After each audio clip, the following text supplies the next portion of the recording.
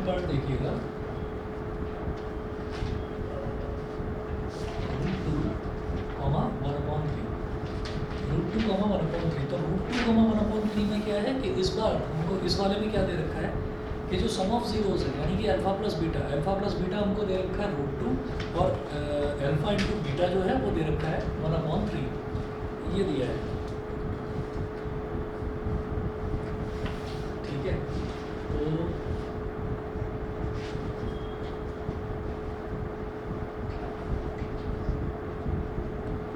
as per question alpha plus beta is equal to √2 and alpha into beta is equal to 1/3. So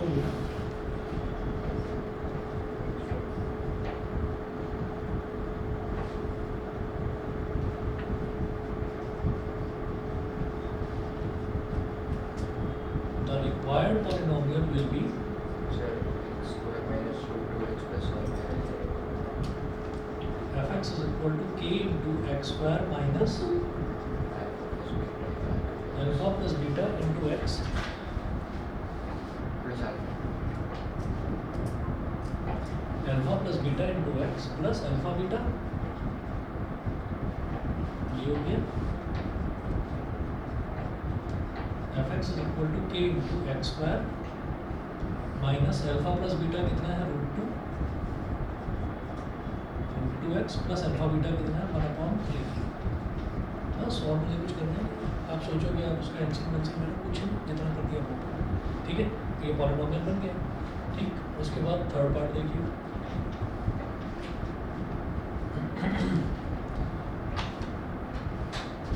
third part है 0,5। बता दीजिएगा school में LCM वगैरह लेकर करवाया क्या?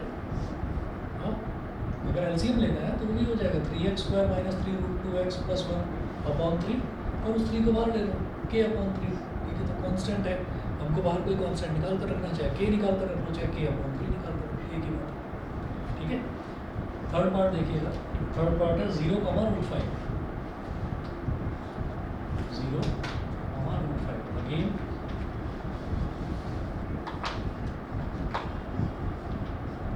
एज पर क्वेश्चन ये दे रखा है हमको इन दोनों का सम, तो alpha plus beta is equal to 0 and alpha into beta is equal to √5। ठीक है, तो alpha plus beta is equal to 0 and alpha into beta is equal to √5 ये दे रखा है। और क्या होगा फिर वही चीज़, रिक्वायर्ड पॉलिनोमियल विल बी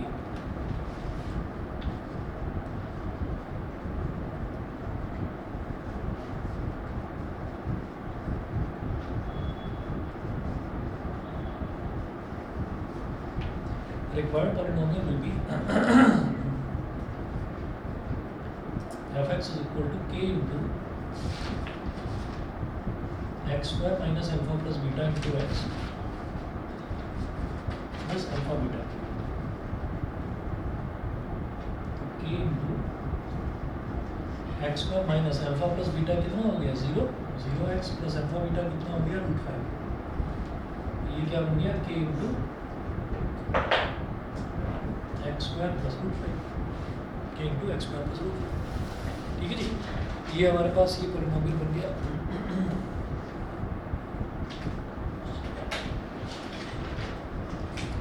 अच्छा, अब इसके बाद थोड़ा ढंग के क्वेश्चन बताते हैं। एग्जांपल नंबर ये 4 था, तो 4 के 3 पार्ट्स थे। फर्स्ट पार्ट हमने लास्ट क्लास में कर लिया था, ये सेकंड और थर्ड पार्ट। ठीक है, अब कई बार ऐसा होता है कि सम ऑफ जीरोस हमको दे रखे हैं, पॉलिनोमियल दे रखा है, सम ऑफ जीरोस दे रखा है, प्रोडक्ट ऑफ जीरोस दे रखा है, और कोई अननोन टर्म है और वो आप हमसे कोई वो जो अननोन टर्म है वो अननोन टर्म पूछते हैं। तो देखिएगा कैसे करेंगे। एग्जांपल नंबर 5 देखिए, if the product of the zeros, example 5,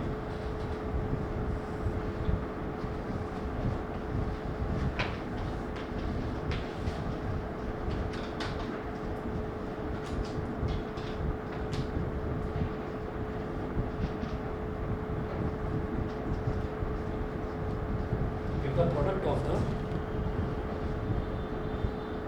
zeros of the polynomial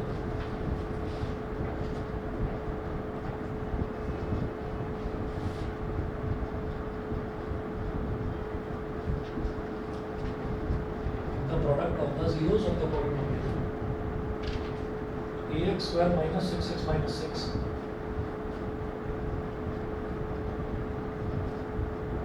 Ax square minus 6x minus 6 is 4. Find the value of a. Is 4.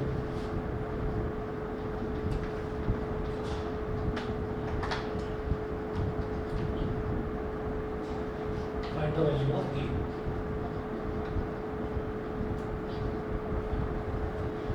अब देखिएगा वो कह रहे हैं if the product of the zeros of the polynomial is 4, तो alpha into beta की value 4 दे रखी है given polynomial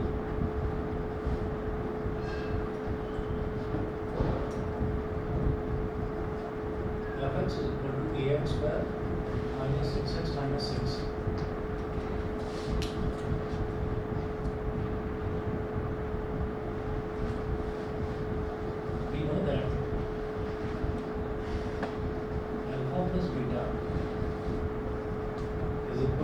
B upon A. Alpha plus beta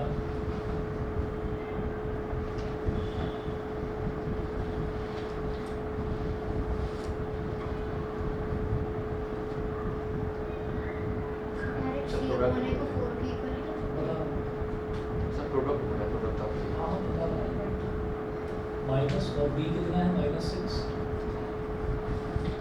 और A तो अल्फा प्लस बीटा क्या हो गया 6/8 इसको बोलिए इक्वेशन नंबर 1 ठीक है तो सम ऑफ जीरोस ये हो गया 6/8 and alpha into beta product of zeros वो बोल रहे हैं प्रोडक्ट ऑफ जीरोस 4 है लेकिन हमें तो ये पता है अल्फा इनटू बीटा वो C/A होता है इज इक्वल टू 4 गिवन अब C की वैल्यू कितनी है -6 -6/3 इज इक्वल टू 4 एक सूत्र है -6/4 इज इक्वल टू 8 की वैल्यू होगी -3 ठीक है कभी कभी ऐसा हो जाता है कि हमें कोई एक वैल्यू दे रखी है जैसे मान लीजिए यहाँ पर सिर्फ प्रोडक्ट ऑफ जीरोस दे रखा है कभी कभी ऐसा हो जाता है कि हमने यहाँ से A की वैल्यू निकाली और कोई एक और नोट दे रखा है तो उसकी वैल्यू फिर मुझे यहाँ पर डालकर निकालनी पड़ती है इक्वेशन नंबर ठीक है तो ये याद रखना कि अगर एक चीज़ दे रखी है तो ज़रूरी नहीं है कि उसी एक चीज़ से काम बने दूसरी चीज़ की मुझे ज़रूरत पड़ सकती है इसलिए आपको रखा हाँ यहाँ पर इस क्वेश्चन में इसकी ज़रूरत नहीं पड़ी एक ही अननोन था तो वो आसानी से निकल गया ठीक है अगला एग्जाम्पल देखिएगा example number 6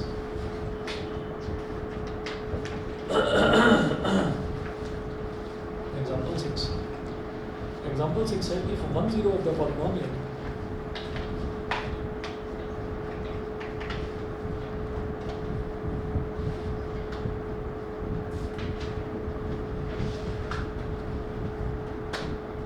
if 1 0 of the polynomial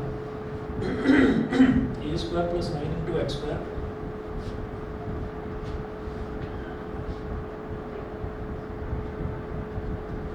a square plus 9 into x square plus 13x plus 6a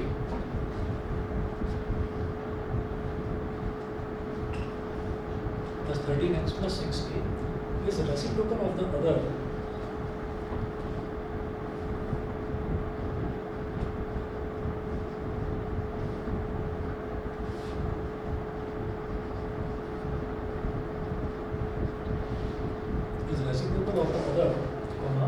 find the value of small a.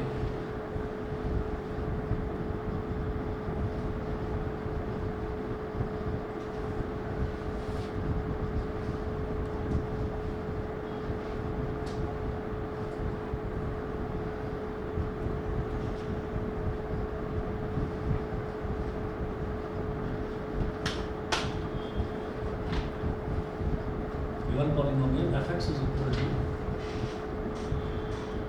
a square plus 9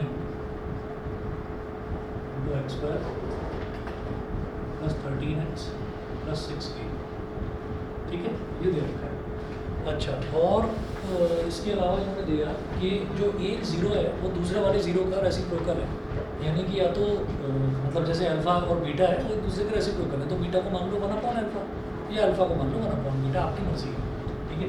अब आप ये देखिएगा कि जैसे ये दे रखा है a² + 9 × x² + 13x + 6a, ये मेरे को पॉलिनोमियल दे रखा है। हम कहेंगे we know that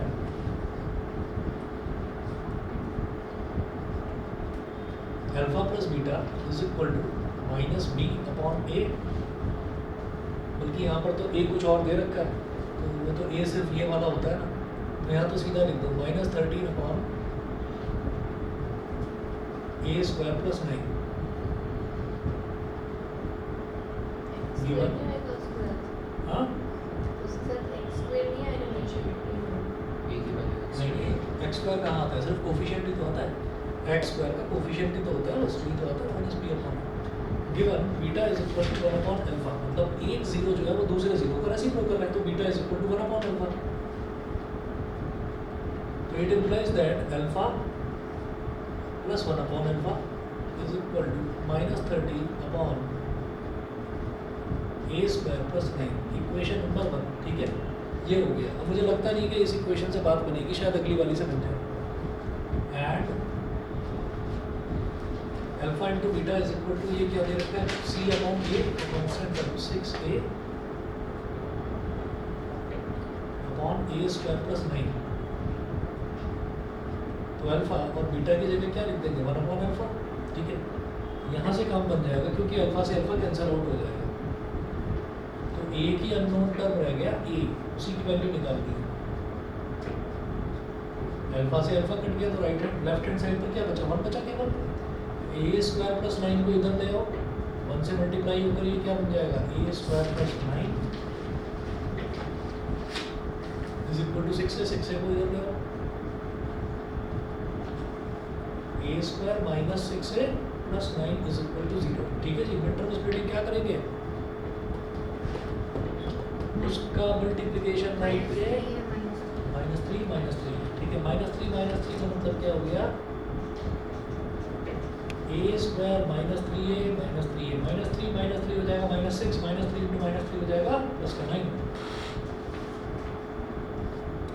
is equal to 0। तो पहला दूसरा जो टर्म है इसमें से a ले लिया कॉमन, तो ब्रैकेट में क्या बचेगा, a -3, इधर से -3 कॉमन ले लिया, तो ब्रैकेट में क्या बचेगा, a -3, तो भाई a -3 × a -3 आ गया।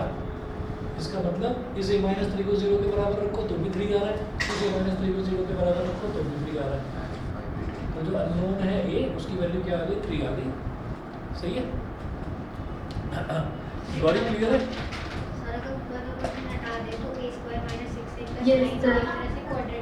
क्वाड्रेटिक बन रही है,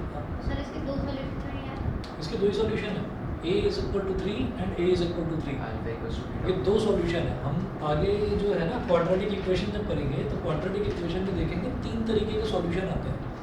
एक सॉल्यूशन आता है जिसको हम बोलते हैं रियल और डिस्टिंक्ट। रियल और डिस्टिंक्ट कैसे होते हैं, जैसे अभी तो कोई करा नहीं होगा सॉल्व, तो रियल और डिस्टिंक्ट में क्या है, जैसे मान लीजिए यहाँ पर a की वैल्यू एक जगह 3 आ जाती है, एक जगह 1 आ जाती है, मैं कहूँगा कि दोनों रियल वैल्यूज़ है और डिस्टिंक्ट है, पहली चीज़ तो ये। एक दूसरी तरीके का सॉल्यूशन होता है रियल एंड इक्वल सॉल्यूशन, तो ये रियल और इक्वल सॉल्यूशन, एक ही दो वैल्यूज़ आ रही हैं और दोनों आपस में इक्वल है, ठीक है। ये होता है सॉल्यूशन डज नॉट एग्जिस्ट, ठीक है। डज नॉट एग्जिस्ट मतलब क्या है कि वो सॉल्यूशन रियल है ही नहीं। अभी अपने पॉलिनोमियल बनाया, ये रखो k is equal to x² + √5, sorry जो पॉलिनोमियल बनाया वो है k × x² + √5, ये बनाया। इस पॉलिनोमियल के रूट्स निकाल कर दिखाओ कैसे निकलेंगे। x² इज इक्वल टू, भाई कोई भी पॉलिनोमियल है जब उसके रूट्स निकालते हैं, रूट्स मतलब उसके जीरोस निकालते हैं, तो वो कैसे निकालते हैं, उसको 0 के बराबर रख देते हैं।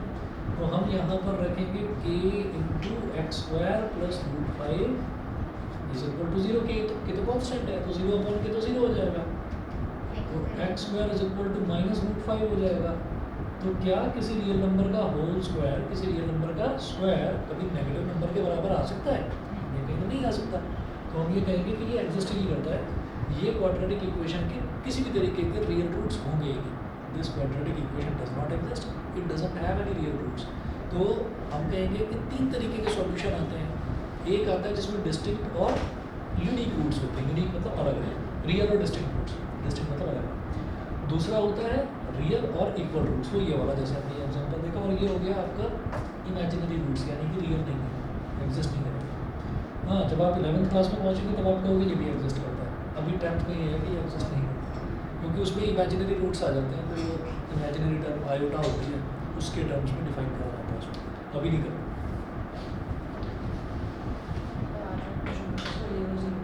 क्या उसके जीरोस नहीं थे, है अभी दो ना।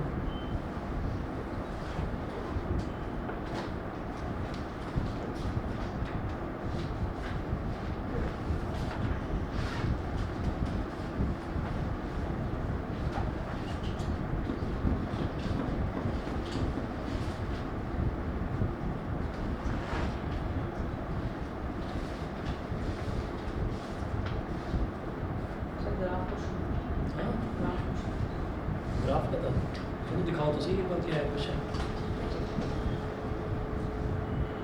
कौन सा? 2.1 का फर्स्ट।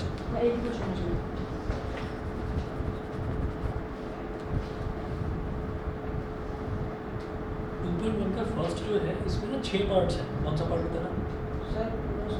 सारे? नहीं मतलब भी जहाँ से ले रखा है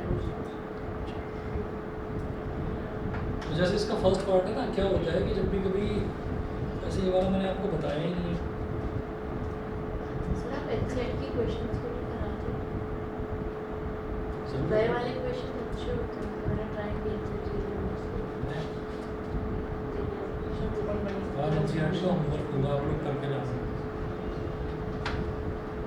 मैंने लीनियर इक्वेशन से क्वेश्चन दिए थे, देखो वो एक ना, हाँ लीनियर इक्वेशन के क्वेश्चन दिए थे, वो भी सही टाइप के थे। कर लिए ना तुमने?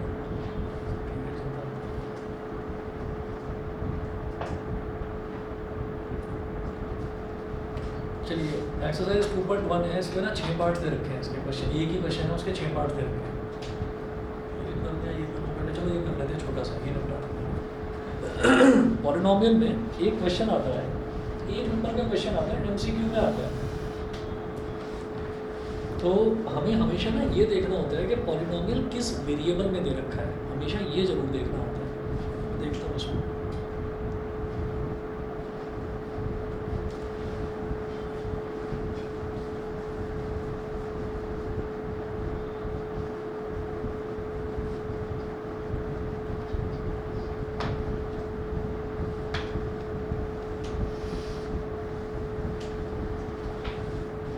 हेडिंग डालिएगा representing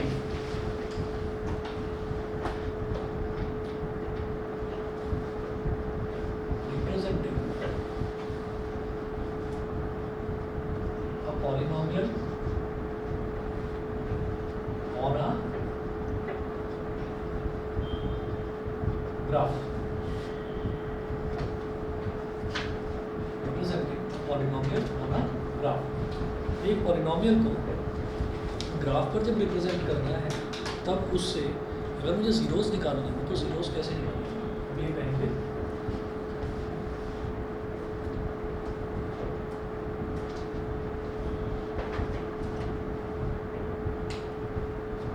representing polynomial on graph, ये करेंगे कि number of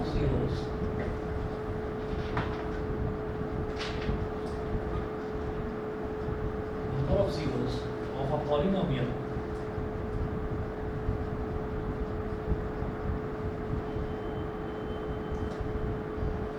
is equal to number of points where a graph, number of zeros of a polynomial is equal to number of points where the graph intersects with the variable axis। Variable axes, यहाँ variable के आगे bracket लिख दीजिए x और y, x और y। Sir हमारे school में intersects और टच लिखा है। ये बात सेकेंड में टच करने दो। ठीक है, अब इसमें क्या है कि हमें ये देखना है एक्स और वाई जो यहाँ पर लिखा है, हमें ये देखना है कि जो हमको जो भी हमको पॉलिनोमियल दे रखा है वो एफ वाई दे रखा है या एफ एक्स दे रखा है। ठीक है, तो यहाँ पर क्वेश्चन है, ये एनसीईआरटी में एक ही क्वेश्चन है फर्स्ट एक्सरसाइज में, देखिएगा एक्सरसाइज 1 सर हमारे स्कूल में सिर्फ एक्स करवाना है, एक्स गलत बताया। मैम को कोई गलत नहीं है। हाँ बोल देना, मैं भी एक क्वेश्चन दूंगा, है ना, फिर पूछ लेना उनसे कि कौन से एक्सरसाइज है। अब नोट करें, the graphs of y is equal to P X. ठीक है, ये लिखा है ना यहाँ पर वेरिएबल एक्सेस, तो यहाँ ब्रैकेट में मैंने लिखा है एक्स और वाई। इसका मतलब ये नहीं है कि एक्स को जहाँ पर काटे वो देख लो, वाई को जहाँ पर काटे वो देख लो, इट डिपेंड्स कि हमें जो पॉलिनोमियल है वो क्या दे रखा है। वो क्वेश्चन देखते हैं पहले, फिर उसके बाद वो क्वेश्चन बताऊंगा जो आप स्कूल पर पूछना, अपने किसी भी फ्रेंड से पूछ लेना, फिर वो घूमता फिरता टीचर के पास पहुँचेगा, उन्हें पता होगा तो बता ही देंगे, तब कहना एक्स के बताया ना, ये तो वाई वाला है ना। The graphs of Y is equal to P x.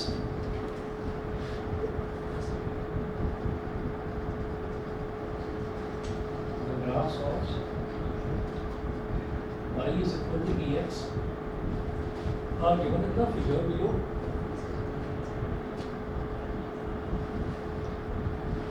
Are given in the figure below.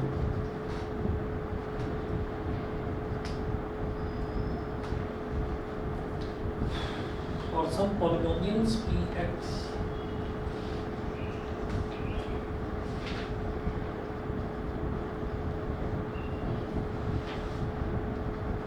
or some polynomials px.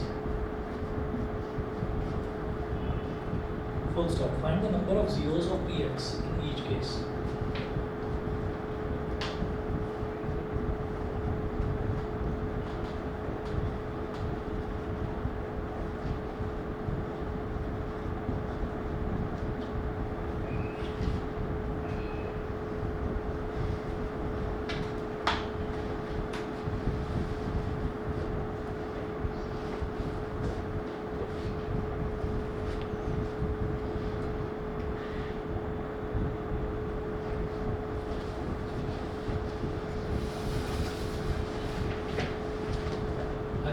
Graph दे रखे हैं इस क्वेश्चन में, तो फर्स्ट पार्ट देखिएगा।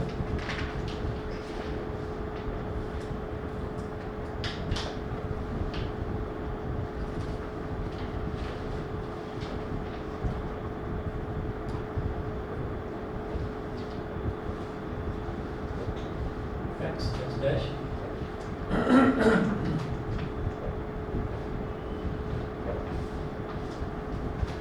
ये ग्राफ दे रखा है। तो अब इस वाले केस में मेरे को क्या करना है, जब भी मेरे को पॉलिनोमियल ऐसा दे रखा हो कि जैसे हम fx बोलते हैं, ठीक है, या यहाँ पर जो पॉलिनोमियल है वो क्या दे रखा है, px दे रखा है, तो वेरिएबल क्या है यहाँ पर x है। ठीक है, तो इस केस में वही जो आपके टीचर ने बताया, ठीक है, सही बताया है कि भाई जहाँ जहाँ पर वो x एक्सिस को काटेगा उतने ही नंबर ऑफ जीरोज हो गए। अब ये वाला जो ग्राफ है, ये वाला ग्राफ, ये जो x एक्सिस और y एक्सिस है, ये ग्राफ तो नहीं है, उसके अलावा जो भी आपको लाइन या कर्व दिखाई दे वही ग्राफ होता है। तो ये वाला जो ग्राफ है, जो x एक्सिस को कोई काट ही नहीं रहा है, तो यहाँ पर नंबर ऑफ जीरोस कितने होंगे, zero. Number of zeros is equal to zero, एक भी जीरो नहीं होगा। ठीक है, अब इसी तरीके से हाँ बताओ, पी टी होता तो हम ये कह देते कि ये उसका ग्राफ ही नहीं है। ठीक है ना भाई, यहाँ पर जो भी ग्राफ बनेगा वो या तो पी एक्स होगा या पी वाई होगा। ठीक है, अब सुन लीजिए कि अगर पॉलिनोमियल जो एग्जामिनर है, एग्जामिनर का मान लो दिमाग घूमा, उसने कहा कि चलो एक नंबर का है, थोड़ा देखें बच्चों को कुछ पता है कि नहीं, उसने यहाँ पर पी एक्स की जगह काट कर ना पी वाई लिख दिया, और आप यहाँ पर लिखा है कि अरे ये एक्स एक्सिस को तो कोई काट ही नहीं है। अब मेरे पास वेरिएबल क्या हो गया, वाई हो गया। तब मैं देखूंगा वाई एक्सिस को कितने पॉइंट्स पर काट रहा है, वाई एक्सिस को एक पॉइंट पर काट रहा है, तो नंबर ऑफ जीरोस 1 हो जाएगा। ठीक है, तो ये चीज़ पूछ लेना, मैडम से मत पूछना, बुरा मान। कई बार अंदर टीचर से पूछ लिया, पता चला टीचर बुरा मान गया, वो 20 नंबर होते हैं उनके हाथ।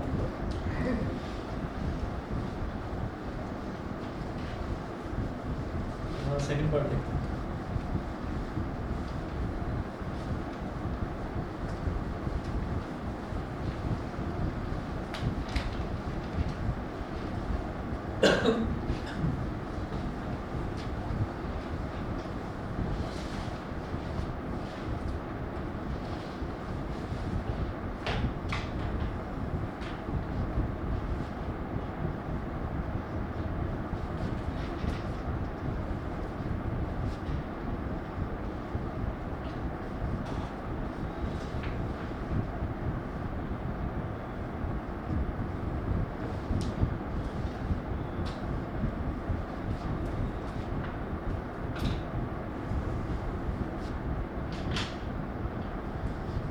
ये दे रखा है ग्राफ। बताइए एक्स एक्सिस को कितने पॉइंट पर काट रहा है? एक पॉइंट पर। ये है यहाँ पर एक्स एक्सिस को एक पॉइंट पर काट रहा है। Number of zeros is equal to 1.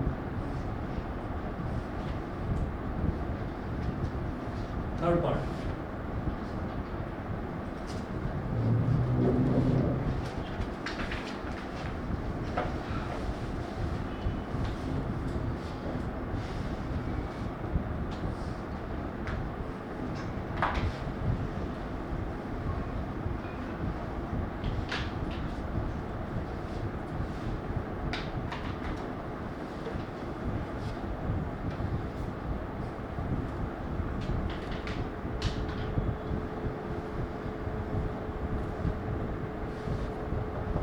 यहाँ बताओ 3 number of zeros of P X कितने? 1 2 3। Number of zeros of P Y बताओ जरा। समझ गए? तो वाई एक्सिस पर कहाँ पर काट रहा है? 1 हो गया। ठीक है। तो आप पूछ रहे number of zeros of P T, तो आप कह देंगे this is not a graph of P T. ठीक है, अगर वो ऐसा पूछने नहीं पूछेंगे। अच्छा वो ये चीज़ बता क्यों ना, क्योंकि ये पूछा गया है, वो पी वाई वाला जो है वो पूछा गया है। ठीक है, नहीं तो वो एक्स वाला ही आप करते चले जाओ, कोई दिक्कत नहीं है। तो ये पूछा गया है, आई थिंक लास्ट ईयर के ही एग्जाम में पूछा गया था, और एक एक नंबर सभी का कटा था, सभी बच्चों का। टॉपर भी कह रहा था समझ में नहीं आ रहा सर 99 क्यों रह गए, इस वजह से रह गए क्योंकि ये छोटी सी चीज़, मतलब आप समझ लीजिए 70% पेपर जो है, ये जो एनसीईआरटी है 70% एनसीईआरटी में से बनता है पेपर। और एनसीईआरटी पढ़ने वाले बच्चों को सब लल्लू समझते हैं कि इनको तो कुछ आता ही नहीं है तो एनसीईआरटी कर रहे हैं। ठीक है, लेकिन भाई एनसीईआरटी करना बहुत ज़रूरी है। आरडी इस वजह से करते हैं कि आरडी में हमने जितने भी हम एग्जाम्पल देख रहे हैं ना, उनमें एनसीईआरटी के सब कवर हो चुके हैं ऑलमोस्ट। हाँ, तो पहले अगर आप एनसीईआरटी कर रहे हैं, बस एनसीईआरटी में क्या है कि थोड़ा कम कर दिए क्वेश्चंस बहुत कम है, और उसके अलावा आप ये समझ लीजिए कि बाकी का लगभग 20 to 25% पेपर जो है वो आपका बनेगा लास्ट ईयर पेपर्स में से, जो लास्ट ईयर के पेपर्स होते हैं। और जब आपने उन दोनों की एनसीईआरटी की और लास्ट ईयर के पेपर्स की अगर आपने प्रैक्टिस कर रखी है, तो बचा हुआ जो 5% पेपर है ना, वो बिल्कुल नया बनता है। ठीक है, वो क्वेश्चन बिल्कुल नए आते हैं, और वो क्वेश्चन वही बच्चा कर पाएगा जिसने प्रैक्टिस कर रखी है ठीक से। ठीक है, तो आपने नोटिस करा होगा कि खूब पढ़ने वाले बच्चे हैं, खूब प्रैक्टिस कर रहे हैं, 95 रह गए, 96, 97, कोई 98 या 99 पर अटक गए। तो वो जो 4 या 5 नंबर के हैं ना क्वेश्चंस, वो थोड़े से नए आते हैं, ये होता है। ठीक है, तो इसलिए प्रैक्टिस पर ज़रा जोर देना, ये मत सोचना एक बार कर लिया एनसीईआरटी, एक बार कर लिया लास्ट ईयर के क्वेश्चंस, है ना, हो गया। 2-2, 3-3 बार करना, करते करते कुछ चीज़ें नहीं हमको पता चलती हैं। पहली बार जब करते हैं ना किसी क्वेश्चन को, तो लगता है अरे यार मैं तो थक गया इसको क्वेश्चन को करते करते, पेपर में कैसे होगा, वो आपसे होगा 10 मिनट में। दूसरी बार जब करेंगे वही क्वेश्चन 4 मिनट से ज़्यादा लेगा ही नहीं टाइम, अरे करा हुआ है। और तीसरी बार जब करने बैठोगे इसका तो आंसर ये है, आप अपने आप ही बोल दो। तो ये बड़ा अजीब चीज़ है, दिमाग जो दे रखी है हमको, चीज़ें याद हो जाती हैं, और उसी चीज़ का एग्ज़ाम में फ़ायदा होता है। फिर जो भी बच्चा प्रैक्टिस करके जाता है वो कभी ये शिकायत कर ही नहीं सकता घर पे आगे, कभी नहीं कह सकता कि पेपर लंबा था छूट गया, उसका छूटेगा ही नहीं पेपर, क्योंकि उसकी प्रैक्टिस इतनी हो रखी है। वो देखते गए इसमें तो ये वाला तो बकेट वाला क्वेश्चन, वाटर लॉग्स वाला क्वेश्चन, क्या हो गया, पढ़ाई में दिमाग नहीं लगता क्या है। इतना होशियार बच्चा बराबर में बैठा हुआ है तुम्हारे, थोड़ा सा इंस्पिरेशन हो। नहीं वो भी होशियार है, वो भी अच्छा है। चलो अगला देखो।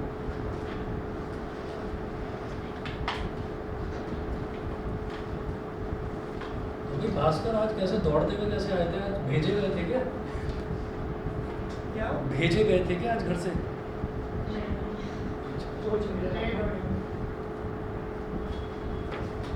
चलिए जी, अब बताइए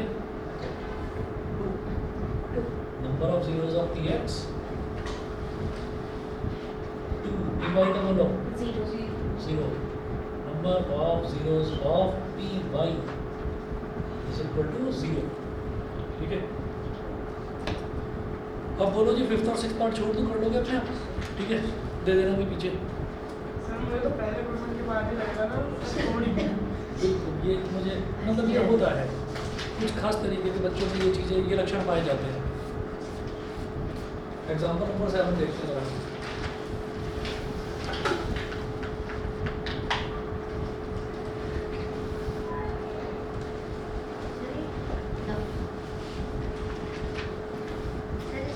ग्राफ एक्स और वाई के लिए बनता है या फिर हम वेरिएबल चेंज भी कर सकते हैं, कर सकते हो? यानी कि पीटी का भी ग्राफ बन सकता है। यस, और बनता है। टी पता है क्या होता है? दुनिया में जितनी भी चीज़ें हैं ना, उनका सबका कुछ ना कुछ मतलब है। जैसे एक्स है, तो ये क्या हुआ कि हमेशा ये कहते थे कि यार कोई चीज़ मेरे को नहीं पता, लेट दिस बी एक्स। मैं क्यों मानूँ इसको एक्स, मैं तो ए मानूंगा। मैं क्यों मानूँ इसको वाई, मैं तो बी मानूंगा। एक्स और वाई ही क्यों माना जा रहा है? एक्स और वाई इस वजह से माना जा रहा है कि जब भी कभी जो डेस्कार्टिस था, डेस्कार्टिस के सपने में आया था ये कार्टेशियन कोऑर्डिनेट सिस्टम। तो उसने ये कहा कि भाई हमको ये सिखाया जाता है कि पूरा जो यूनिवर्स है वो तो पूरी जो अर्थ है तो वो जो है वो पूरी स्फेरिकल है। तो जो पूरा का पूरा कोऑर्डिनेट सिस्टम है वो स्फेरिकल होना चाहिए, है कि भाई आपका घर कहाँ पर है, वो स्फीयर के ना उस कोने में चिपका होगा, वहाँ वो जो कर्व दिखाई दे रहा है ना वहाँ पर। ठीक है, अच्छा, और तुम्हारी फैक्ट्री कहाँ पर है? मेरी फैक्ट्री उधर वाले कोने में ना, उधर वाले कोने में जो एक सर्कल बना हुआ है वहाँ पर है।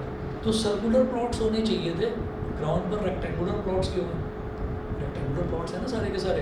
कोई पूछता है कि भाई आपका प्लॉट कहाँ पर है, मेरा प्लॉट वहाँ पर है। आपका खेत कहाँ पर है, मेरा खेत वहाँ पर है। तो वो जो खेत की नपाई होती है, प्लॉट की जो मेजरमेंट है, वो सारी की सारी लेंथ और ब्रेथ में होती है ना। तो उसने कहा कि यहाँ पर स्फीयर नाम की कोई चीज़ मेरे को नज़र नहीं आ रही है, और अगर है स्फीयर तो वो इतना बड़ा स्फीयर है, ऐसा लगता है कि हम तो प्लेन अर्थ पर ही रह रहे हैं। तो उसने कहा कि यहाँ पर कोऑर्डिनेट्स एक दूसरे को काट रहे हैं, तो एक दूसरे को इंटरसेक्ट करने का मतलब हो गया एक्स। उसने कहा कि ठीक है, तो पहली एक्सिस का नाम है एक्स एक्सिस रखना है। तो उसने पहली एक्सिस का नाम एक्स एक्सिस रख दिया। एक्स एक्सिस कौन सी है? एक्स एक्सिस वो है कि जिस पर हम ऐसे पैदल चल रहे हैं, पैदल जो ज़मीन पर चल रहे हैं, तो वो हो गई एक्स एक्सिस। ठीक है, फिर उसने कहा कि अच्छा और क्या हो सकता है? और क्या हो सकता है? हवा में उड़ सकते हैं, ठीक है, दीवार पर चल सकते हैं, छिपकली की तरह चलते जा रहे हैं। वो क्या हो गया? वो वाई हो गया। एक्स है तो एक्स के बाद वाई आ गया।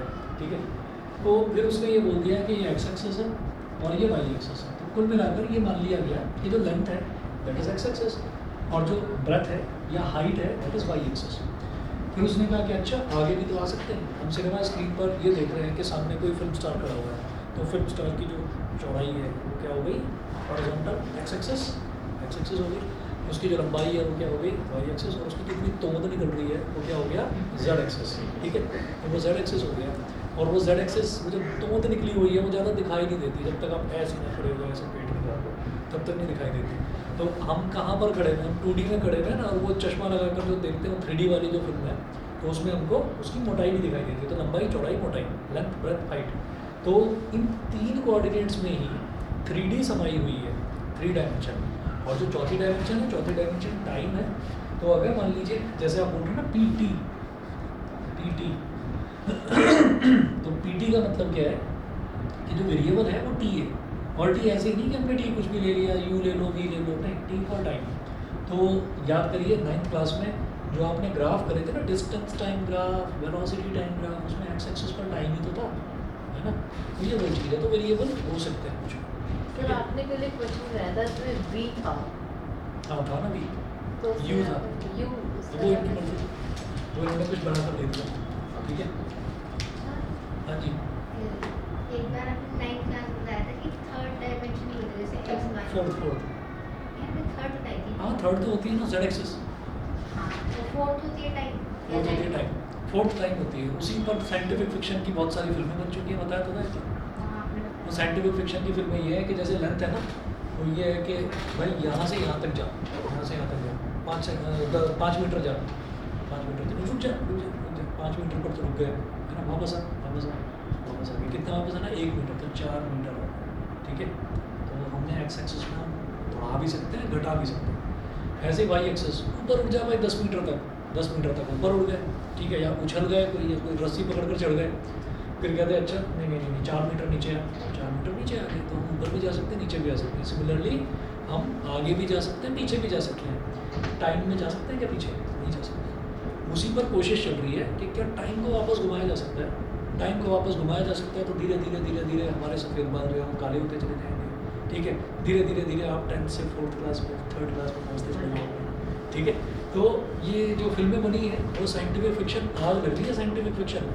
हाँ, हो सकता है कभी भाई ऐसा कुछ हो जाए कि टाइम को भी रिवर्स करा जा सके, ठीक है। तो टाइम को बोल दिया जाता है 4th डायमेंशन, लेकिन 3 डायमेंशन के ऊपर 4th डायमेंशन को एक पॉजिटिव डायमेंशन बोला जाता है, नेगेटिव डायमेंशन नहीं बोला जाता, क्योंकि टाइम को मैं नेगेटिव में मतलब मैं घटा नहीं सकता। घटा देंगे तो कौन सी फिल्म आई थी वो, टाइम मशीन, टाइम स्टोरी, बहुत सारी फिल्में आ चुकी हैं।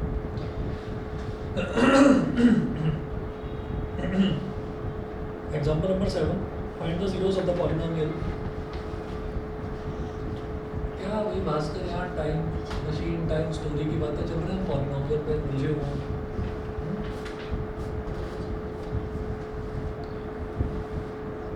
क्या हो गया? कोई फेवरेट टीम हार गई क्या? बड़े उदास बैठे हो? नहीं?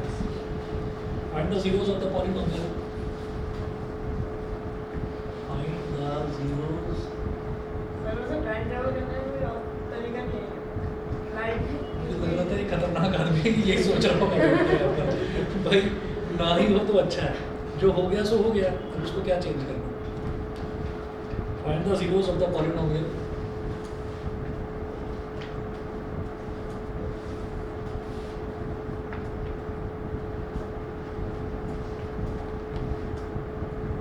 X square plus 1/6x sir future में क्या है ना मैं सोच रहा हूँ कि सर यही हो ही जाओ। फ्यूचर में जाकर ये देखते रहना चाह रहा है कि ये फ्यूचर में क्या बनेगा, और ये अगर फ्यूचर में कुछ साइंटिस्ट वाइंटिस्ट कुछ बड़ा आदमी बन गया तो फिर ये वापस और प्रेजेंट में आके फिर ये सोचेगा आराम से। पढ़ना छोड़ देगा। फिर ये सोचेगा कि मेरे को तो फ्यूचर में साइंटिस्ट बनना ही है, तो पढ़कर क्या करना, आराम बनेगा नहीं। एंड वेरीफाई और द सर मैं रिलेशन। भूल जाऊंगा सर ये मनमाना केजीएफ बता रुक गया। And verify the relation between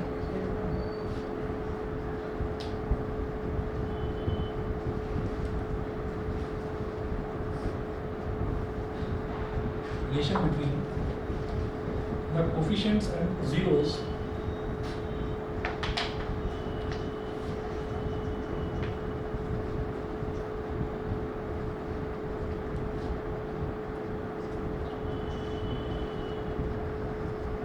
and zeros of the polynomial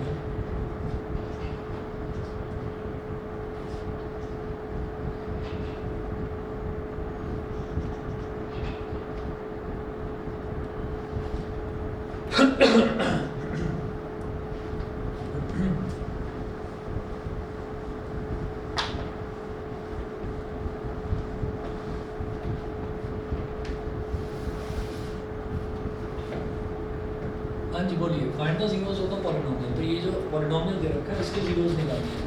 तो देखिए ये क्वेश्चन जो है हमने करे हैं ऐसे क्वेश्चन, लेकिन इसमें अंतर क्या है कि यहाँ पर जो पॉलिनोमियल दे रखा है उसमें डिनोमिनेटर मतलब ये जो आपका एक्स का कोफिशिएंट है ये आपको रैशनल नंबर दे रखा है। तो आप क्या कहेंगे, जो भी पॉलिनोमियल है उसको एफ एक्स मान लेंगे। Let F X is equal to X square plus 1/6x minus 2, ठीक है। तो क्या करा जाता है कि एफ एक्स को 0 के बराबर रखते हैं। तो F X is equal to 0, F X को 0 के बराबर रख दिया तो एलसीएम लेंगे। तो 6 into x स्क्वायर लिख दो पहले, एक्स स्क्वायर 1/6 into x, तो 1 into x हो रहा है ना यहाँ पर, x/6 लिख सकते हैं minus 2 is equal to 0। LCM लेंगे 6x square plus x minus 6 into 2 is minus 12 upon 6 is equal to 0। 6 into 0 is 0, तो 6x स्क्वायर प्लस x मतलब 1x minus 12 is equal to 0। आप इसमें क्या करेंगे देख लीजिए, 6 इंटू माइनस 12 क्या हो जाएगा, माइनस 72। ठीक है, अब 72 का क्या करेंगे, minus 8 9 और 8, ठीक है, तो प्लस 9 माइनस 8 ताकि प्लस 1 आ जाए। 6x square plus 9x minus 8x minus 12 is equal to 0। तो 6x स्क्वायर और 9x इन दोनों में हमने 3x ले लिया कॉमन, तो यहाँ क्या बचेगा 2x प्लस 3। इन दोनों में मैंने क्या करा, माइनस का 4 ले लिया कॉमन, तो यहाँ पर भी बचा 2x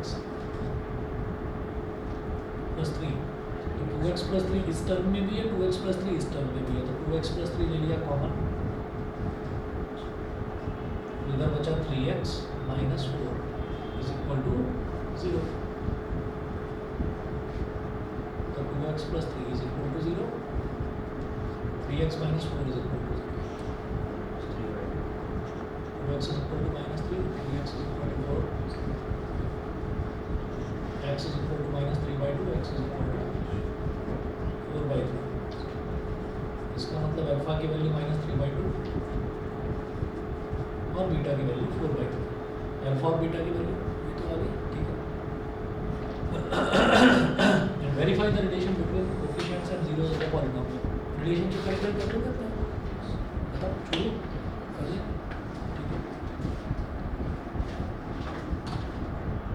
रिलेशनशिप जैसे वेरीफाई करनी है तो आप ये भी मान सकते हो पॉलिनोमियल, ये भी मान सकते हो, ये भी मान सकते हो, गलत नहीं है। ऊपर वाला भी मानोगे तो भी चलेगा, नीचे वाला मानोगे तो भी चलेगा, रिजल्ट दोनों से सेम ही आना है, ठीक है।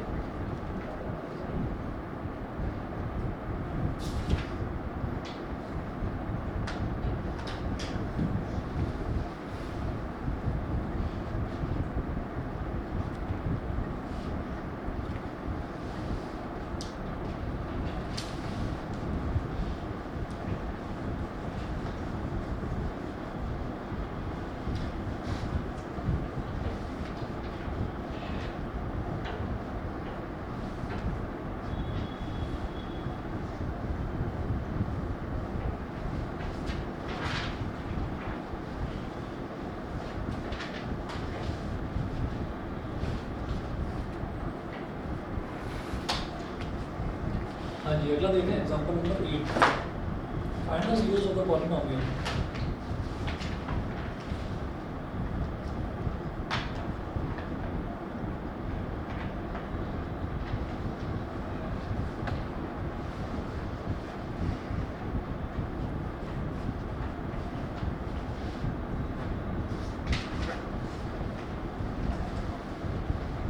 Find the zeros of the polynomial।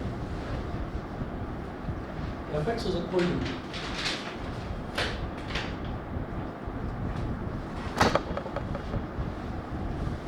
whole root 3x square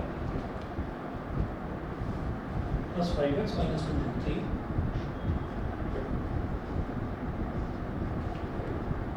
minus 2 root 3 and verify the relationship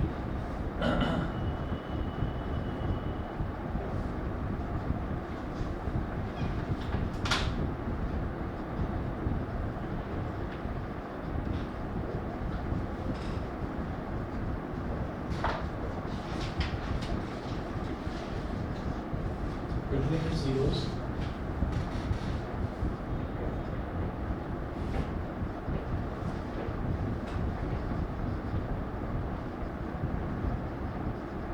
at coefficients।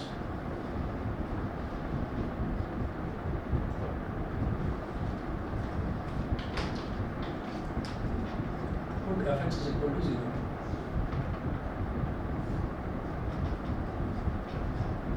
4 root 3x square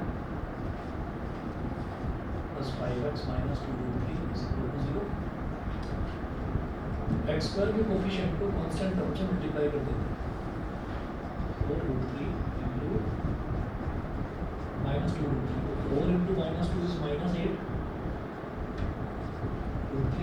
3 is 3. Result is minus का 24. और 5 को कैसे करें? minus 24 आ जाए. 8x minus लेकिन उसमें गड़बड़ है. हमें जो है दोनों में ना √3 चाहिए. नहीं अभी कुछ है ना? नहीं, जरूर नहीं, नहीं। जरूर नहीं. कर सकते. 3 को √3 के √3 करेंगे. हाँ वो √3x² है और इसको लिख देंगे 8x minus 3x. 8x minus 3x plus 5x हो जाएगा और 8 into minus 3 minus का 24 होगा minus 2√3 is equal to 0. अब क्या करिए, ये जो पहला और दूसरा टर्म है इसमें 4 है और 8 है तो 4 कॉमन आ जाएगा. x² है x है तो x कॉमन आ जाएगा. तो 4x कॉमन ले लेंगे.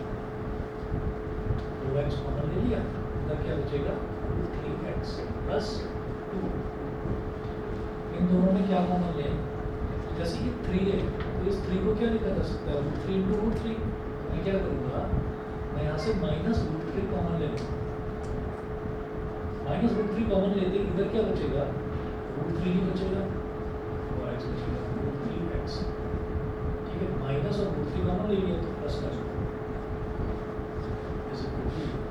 तो एक ब्रैकेट में आया √3x plus 2, दूसरे ब्रैकेट में भी आया √3x plus 2. इसको पूरे को कॉमन लेंगे तो √3x plus 2 कॉमन है.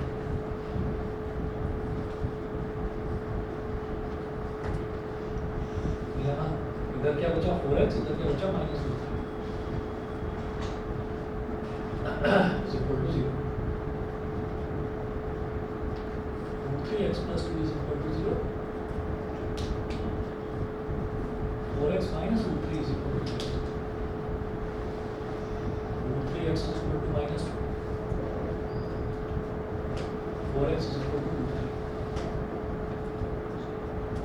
x is equal to -2 upon √3 और x is equal to √3 upon 2. ये अल्फा हो गया -2 upon √3 और ये बीटा हो गया √3 upon 4. तो हमारे पास अल्फा और बीटा दोनों की वैल्यू आ गई. अब जो रिलेशनशिप है, रिलेशनशिप वेरीफाई आप खुद करना. अल्फा प्लस बीटा जो है वो आपका -b अपॉन a के बराबर आना चाहिए. ऐसे alpha into beta c upon a के बराबर. ठीक है, ये ट्राई करिएगा. और कुछ क्वेश्चंस भेजूंगा इसके, वो भी देखना. कल साइंस करेंगे और 12 बजे करेंगे. ठीक है. दोपहर में हाँ क्या हुआ? खुशी